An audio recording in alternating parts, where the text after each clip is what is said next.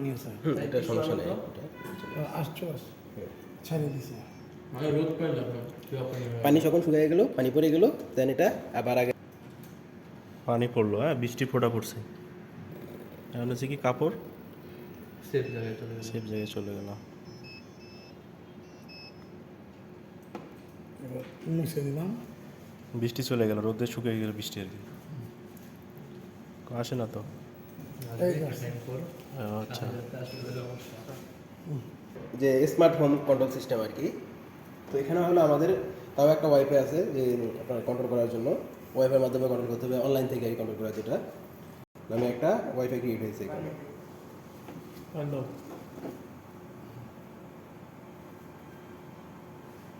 এটাতে কানেক্ট করলে আমরা এটার ইয়াতে চলে যাব। হ্যাঁ, কানেক্ট করলাম। এখানে বাবু আমাদের ব্রাউজারে যে লিখতে হবে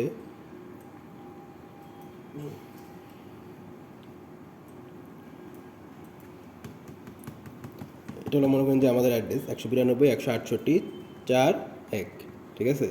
যখন এখানে যাব তখন মনে করেন যে কন্ট্রোল সি অ্যাপসটা আছে সেটা চলে আসবে। তো এখান থেকে যদি আমি দেখেন প্রথমে অল অন দিলাম, যত লাইট আছে সব অফ হয়ে গেল। রুমের বাতি অন হয়। হ্যাঁ, আবার অফ দিলাম, সবগুলো অফ হয়ে গেল। এখন হলো যে সবগুলা না মনে করেন এটাতে সবগুলা কোন সময় করবেন, যখন একদম বাসা থেকে চলে যাবে তখন মনে করেন সব এক ক্লিকে অফ করে দিয়ে চলে গেল। এখন হলো মনে করেন যে আপনি একটা করে না আমি শুয়ে পড়লাম, এখন আর উঠবো না, তো এসে ওয়েটিং রুমের লাইট, ঠিক আছে, দিলাম, জ্বললো। আবার যদি অফে ক্লিক করলাম, অফ হয়ে গেল।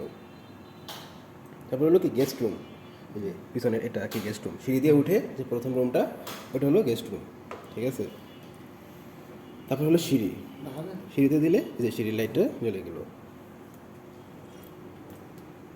এরপরে হলো আউটডোর, আউটডোর হলো যে বাইরেরগুলো আর কি। এখানে একটা লাইট আছে বাইরের জন্য, বাইরে যে করে থাকতো একসাথে দেওয়া যেত। এখন করলাম, এখন হয়ে গেল। তারপরে হলো যে সামনেরটা এটা হচ্ছে ডাইনিং দেওয়া, ডাইনিং রুম, এটা চলে গেলো, ঠিক আছে। একসাথে সবগুলো জ্বলছে। এখানে হলো ফ্যান, এখানে মনে করেন যে এটা তো লাইট, যেহেতু লাইট কন্ট্রোল করা যায়, যে আর কি হাই ভোল্টেজের যে রিলেগুলো ইউজ করলেই অটোমেটিক কন্ট্রোল করা যাবে। তো এখানে ফ্যান আছে, ফ্যানের জন্য ফ্যানটা যেহেতু বাস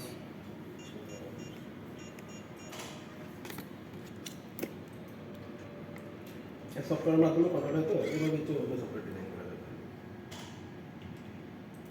এই যে এটা হলো কি smart home, engineering smart home wifi create হয়েছে, যাতে কানেক্ট করতে হবে।